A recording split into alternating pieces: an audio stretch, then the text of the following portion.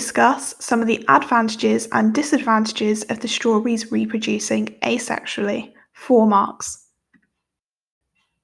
So, as always, with that key command word discuss, you need to make sure that you have a balanced argument. So you can only get 2 marks of advantages and only can get maximum of 2 marks from disadvantages. So you need to make sure that for the 4 marks, you have 2 advantages and that you have 2 disadvantages. You can have any 2 of the following advantages. Asexual reproduction means that the population can increase rapidly in favourable conditions. This because only one parent is needed, so it's far faster, it's far more energy efficient, it's far simpler. And allowing that population to increase rapidly obviously helps with the success of that population, the reproductive success, the genetic success. Also means that it can colonise an area and monopolise it, really make use of all the resources there and dominate it very quickly.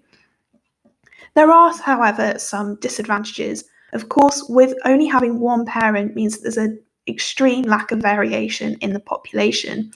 All of the offsprings are clones of their parent, so there is absolutely no variation, unless, of course, you get mutations.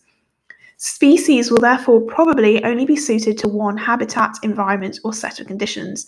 So those species will only be suited and adapted to the habitat that they grew in. They won't have the capacity, because they won't have the variation, to be able to survive in other habitats.